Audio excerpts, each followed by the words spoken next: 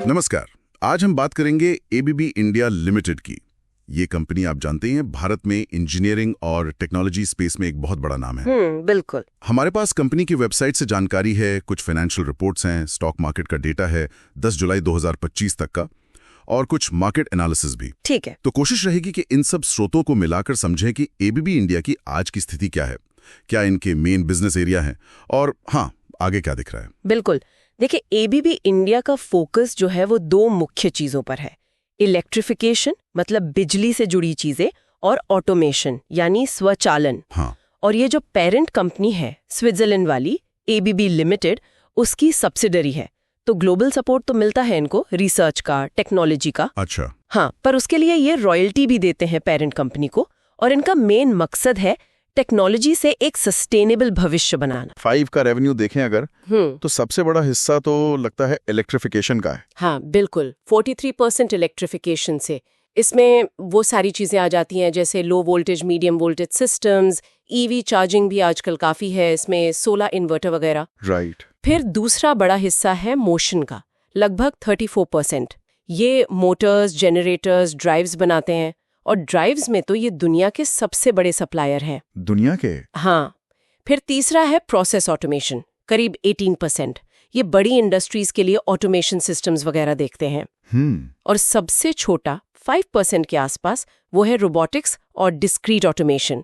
इसमें robots, factory automation, ये सब। दिलचस्प। और ये जो 2024 का रेवेन्यू ब्रेकअप है, हाँ। करीब 3/4 74% तो प्रोडक्ट्स बेचने से आया। हाँ, प्रोडक्ट से। और प्रोजेक्ट से सिर्फ 14%, सर्विसेज से 12%, और सबसे बड़ी बात 90% बिजनेस इंडिया से। हाँ, घरेलू बाजार पर फोकस ज्यादा है। तो क्या ये माने कि एक्सपोर्ट में अभी काफी पोटेंशियल बाकी है, या ये स्ट्रैटेजी ही है? देखिए, दोनों बातें हो सकती हैं। हो सकता है कि उनकी स्ट्रैटेजी ही इंडिया फोकस्ड हो, या फिर हाँ, भविष्य में निर्यात बढ़ाने का एक बड़ा अवसर भी हो। नेटवर्क तो इनका काफी बड़ा है वैसे। 25 तो मैन्युफैक्चरिंग प्लांट हैं भारत में। 25? हाँ, 5 अलग अलग लोकेशंस पर 28 सेल्स ऑफिस हैं, 750 से ज्यादा पार्टनर्स हैं। ओके। चलिए अब जरा स्टॉक और फाइनेंशियल साइड देखते हैं। 10 जुलाई 2025 को शेयर प्राइस करीब 5,900 रुपए के आसपास था। हाँ, 580-500 की रेंज में। मार्केट कैप करीब 1.25 लाख करोड़। तो लार्ज कैप कंपनी है ये। बिल्कुल लार्ज कैप। लेकिन ये पी रेशियो करीब 66 का, ये थोड़ा ज्यादा नहीं लग रहा? मतलब हर 1 रुपए की कमाई पर बाजार 66 रुपए देने को तैयार है। हाँ, पी तो देखिए ऊंचा है। ये दिखाता है कि इन्वेस्टर्स को भविष्य में बहुत तेज ग्रोथ की उम्मीद है, और शायद इसलिए भी क्योंकि पिछले 5 साल का प्रॉफिट ग्रोथ देखे तो वो 40% CAGR से ज्यादा रहा है। 40% CAGR 5 साल में, वो तो जबरदस्त है। हाँ, बहुत तेज। लेकिन हाँ, यही ऊंची कीमत थोड़ी चिंता भी पैदा करती है। जैसे स्टॉक अपनी बुक वैल्यू से करीब 17-18 गुना ऊपर ट्रेड कर रहा है।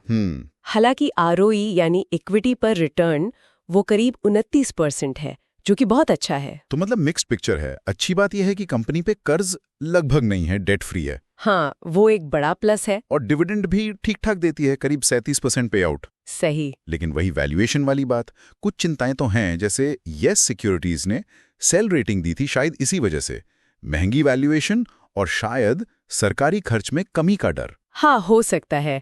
वैल्यूएशन और मैक्रो इकोनॉमिक चिंताएं दोनों हो सकती हैं। और देखिए, पिछले 1 साल में स्टॉक गिरा भी है, करीब 31%। हाँ, शॉर्ट टर्म में तो गिरावट है।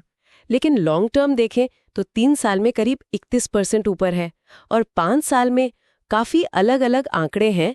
45% से लेकर 500% तक के रिटर्न्स बताए गए हैं। 500%? बाप रे। हाँ, तो मतलब लॉन्ग टर्म इन्वेस्टर्स का भरोसा शायद बना हुआ है।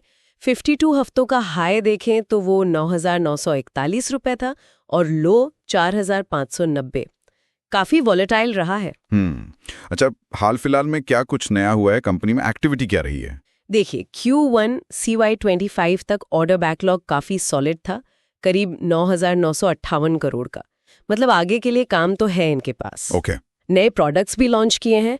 एक लियोरा नाम की मॉडर्न स्विच रेंज आई है, और खतरनाक माहौल के लिए खास फ्लेम प्रूफ मोटर्स भी, जो बहुत ठंडे -20 डिग्री से बहुत गर्म +60 डिग्री तापमान में चल सकती हैं। अच्छा, खास इंडस्ट्रीज के लिए होंगी। हाँ।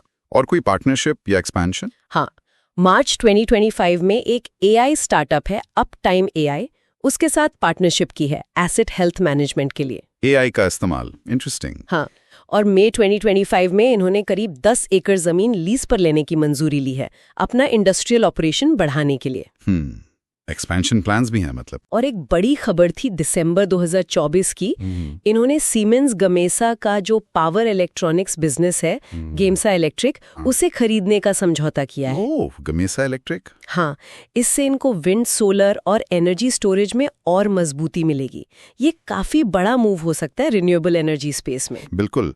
एक वो रोबोटिक्स डिवीजन के पुनर्गठन की भी बात थी ना? हाँ, वो पेरेंट ABB ग्रुप का प्लान है। वो रोबोटिक्स डिवीजन को 2026 की दूसरी तिमाही तक एक अलग कंपनी बनाकर लिस्ट करने की सोच रहे हैं। अच्छा, तो उसका ABB इंडिया पर क्या असर पड़ेगा ये देखना होगा। हाँ, वो देखना होगा कि कैसे होता है ये। और इनके कॉम्पिटिटर्स कौन है इंडिया में? देखिए, कंपटीशन तो तगड़ा है। सीमेंस लिमिटेड है, CG पावर है, BHEL है, थर्मेक्स लिमिटेड, ये सब बड़ी कंपनियां हैं इनके सामने। तो कुल मिलाकर देखें तो ABB इंडिया अपनी ग्लोबल ताकत और भारतीय मार्केट की समझ दोनों का फायदा उठा रही है। ऑटोमेशन और खासकर जो भारत का एनर्जी ट्रांजिशन चल रहा है, हाँ, उसमें इनका रोल तो अहम लगता है। हाँ बिल्कुल। पर आगे देखने वाली बात यही है कि जैसे जैसे भारत में इंडस्ट्रियलाइजेशन बढ़ रहा है, एनर्जी सेक्टर बदल रहा है, क्या ABB अपनी ये लीडरशिप पोजीशन बनाए रख पाएगी? खासकर तब जब उनके ग्लोबल स्ट्रक्चर में भी बदलाव हो रहे हैं, जैसे वो रोबोटिक्स वाला। ये सवाल उनके लॉन्ग टर्म ग्रोथ के लिए काफी जरूरी रहेगा। सही कहा। ये एक अहम सवाल है जिस पर नजर रखनी होगी। दोस्तों, आशा है कि ये पॉडकास्ट आपको पसंद आया होगा। आप किस स्टॉक या कंपनी का एनालिसिस पॉडकास्ट सुनना चाहते हैं, हमें कमेंट में जरूर बताइए। हम उसे अपनी आने वाली वीडियोस में जरूर शामिल करेंगे। ऐसे ही पॉडकास्ट सुनने के लिए स्टॉक्स इनसाइट को सब्सक्राइब करें और रोज सुने नए नए स्टॉक्स का डिटेल एनालिसिस पॉडकास्ट हिंदी में।